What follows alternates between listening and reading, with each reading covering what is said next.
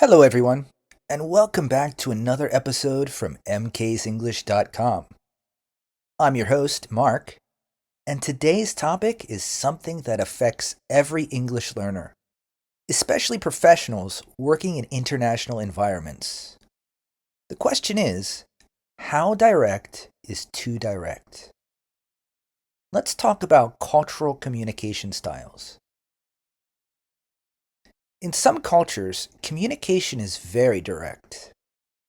People say exactly what they mean. For example, this report is not clear, or I disagree. Another example would be, this needs to be fixed. In other cultures, communication is more indirect. Instead of saying, this report is not clear, someone might say, maybe we could make this section a little clearer. Or, I wonder if we could look at this part again. Both styles are normal.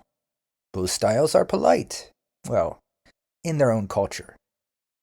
But when people from different cultures work together, as you know, problems can happen.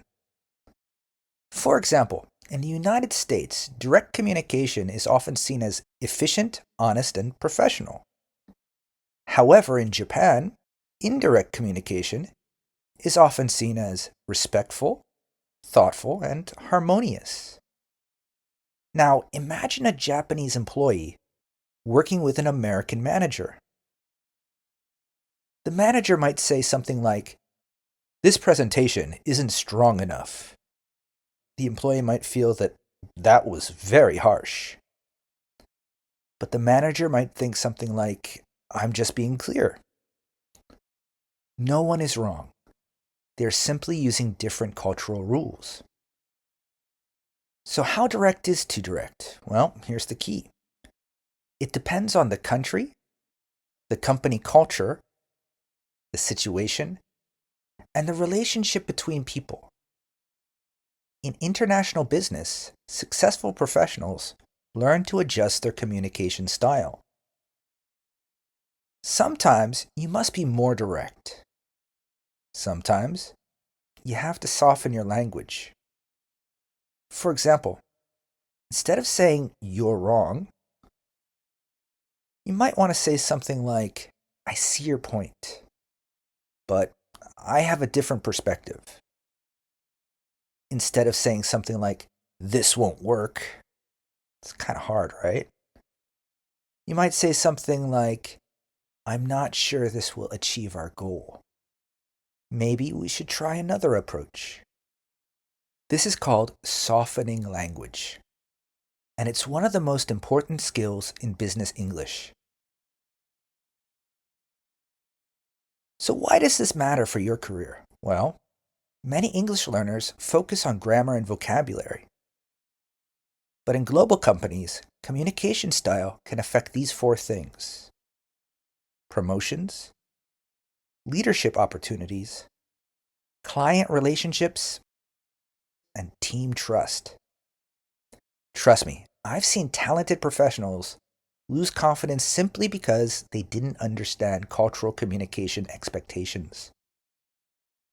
Business English is not just about English. It's about strategy. It's about influence. It's about knowing how to speak so people listen. If your company works internationally, your team needs more than textbook English. They need things like real business communication training, cultural communication strategies, leadership language skills, and of course, meeting, negotiation, and presentation skills. I've been teaching English since 1997. That's a long time. And I specialize in helping professionals communicate clearly, confidently, and strategically in global business environments. As some of you already know, my lessons are practical, structured, focused on real workplace situations, and designed specifically for international teams. Companies choose me, Mark, at mksenglish.com because I don't just teach English. I train professionals to communicate effectively across cultures. If your company wants stronger global communication, better meetings, and more confident employees, visit me at mksenglish.com and book a business consultation today. Let's make your team internationally confident. Thanks for listening, and I'll see you in the next episode.